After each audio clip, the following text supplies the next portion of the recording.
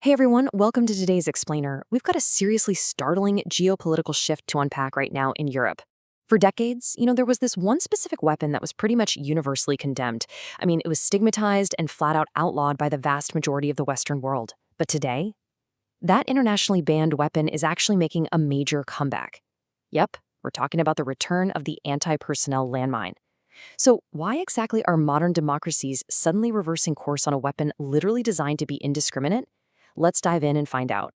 To really wrap our heads around the shift, we have to look at the new, incredibly complex calculus of European defense.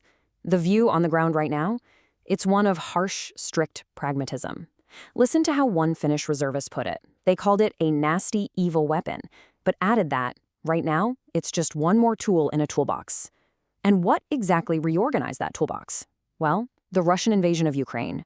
This full-scale conflict has fundamentally forced neighboring countries to totally rethink their survival strategies. They are actively having to balance their moral ideals against the sheer, hard necessity of military deterrence. And the core of all this security anxiety? It basically comes down to one staggering number: 1,300. That's the number of kilometers making up the shared border between Finland and Russia. It's just massive. And it's exactly why this sheer physical proximity has triggered such widespread worry in Helsinki.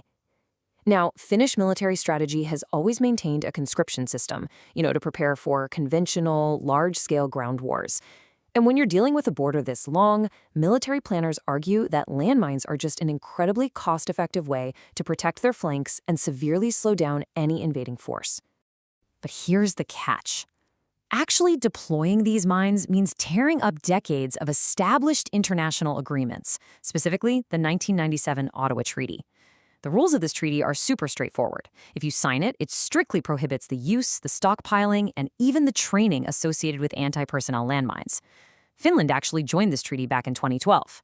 But today, well, as a direct reaction to the war in Ukraine, Finland, right alongside Lithuania, Estonia, and Latvia, is actively taking steps to withdraw from this exact convention. So you might be wondering, how do they actually justify bringing back a weapon that's so historically known for horrific civilian casualties? It boils down to a highly debated concept that experts call Finnish exceptionalism. The military's argument here is that they can deploy these weapons responsibly. How? By strictly mapping and documenting every single minefield, making sure they're placed far away from civilian areas, relying purely on domestic production for supply security, and finally, guaranteeing that their own armed forces will clear the mines the absolute moment the crisis is over. On paper, in theory, it sounds incredibly controlled, right? However, that idea of theoretical control is facing some intense pushback. Take a listen to this really compelling counterargument from Lee Anderson. She's a member of the European Parliament from the Left Alliance. She points out a war is never a well-organized situation where you have full control and zero space for human error. Critics are warning that this is a huge, dangerous gamble that directly affects global norms, basically setting a precedent that impacts all of us. The core argument here is that relying on the illusion of a perfectly managed war actually compromises the very democratic values these countries are trying so hard to protect.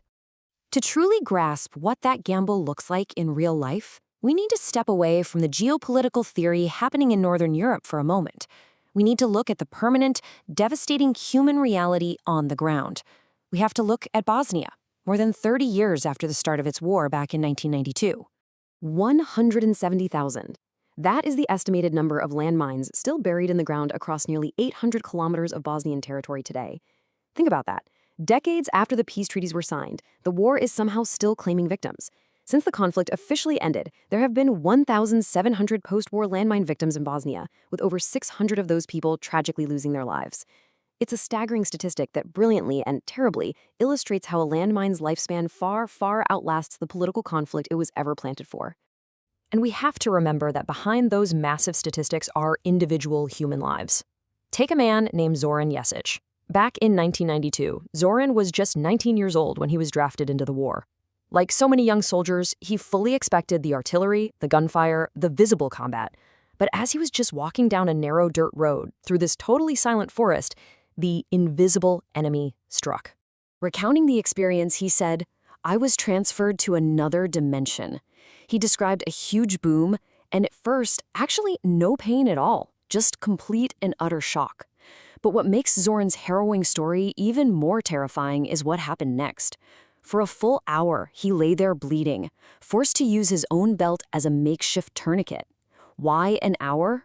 Because his rescuers were absolutely terrified to approach him. They had no idea if they were about to step into an unmapped minefield themselves.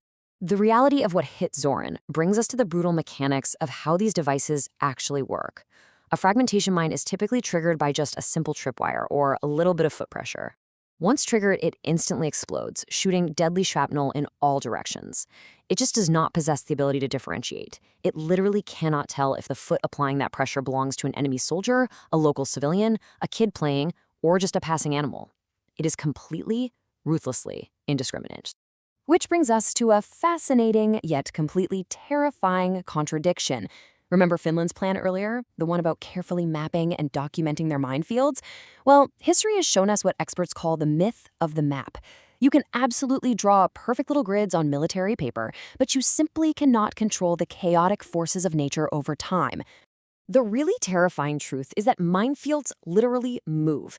In Bosnia, these perfectly documented areas were completely displaced by extreme flooding, unexpected landslides, and just decades of natural soil erosion.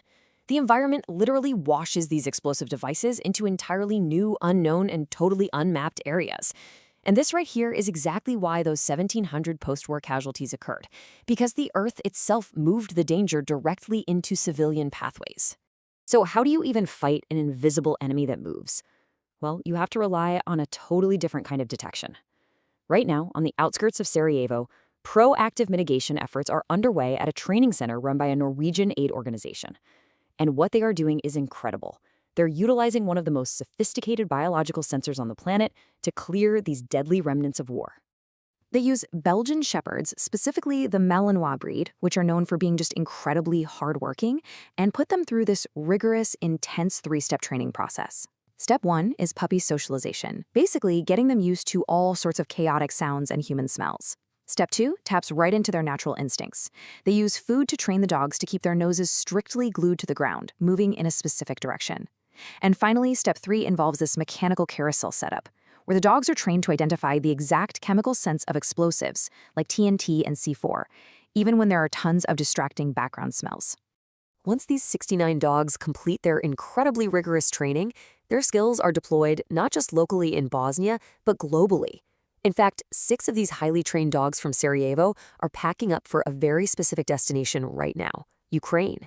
So the country that kind of sparked the current anxiety in Europe is now receiving aid from a country that suffered through that very same weapon decades ago. It's a pretty sobering cycle of history repeating itself, isn't it? All of this brings us right back to the core ethical dilemma facing Europe right now: military deterrence versus a rules-based order. On one side of the coin, defending nations argue that facing down a massive imperialistic threat absolutely requires cost-efficient flank protection. But then, on the flip side, advocates for international law argue that the inevitable, indiscriminate harm and the long-term danger these pose to civilians simply cannot be justified under any circumstances. And critics are pointing out a pretty troubling paradox here, too. MEP Lee Anderson warns against, quote, using Putin as an argument to start doing decisions that are more in line with his worldview.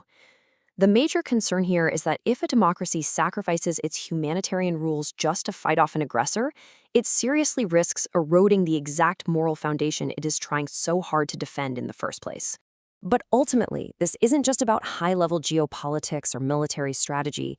It's about the real people left behind. Let's look back at Zoran for a second. After surviving his horrific injury and losing his leg, those first few years were incredibly dark for him. He felt totally alienated. But you know what? He eventually found a community and a path forward through international sitting volleyball, playing right alongside others with and without disabilities. He even went on to found an organization to help other mine survivors. Human resilience is absolutely incredible, but it shouldn't have to be tested by weapons left behind from long-forgotten conflicts. Which leaves us with a really profound question to think about today. When you contrast the theoretical, neatly mapped plans of modern militaries with the tragic, completely unpredictable soil of Bosnia, can a landmine ever truly be used responsibly?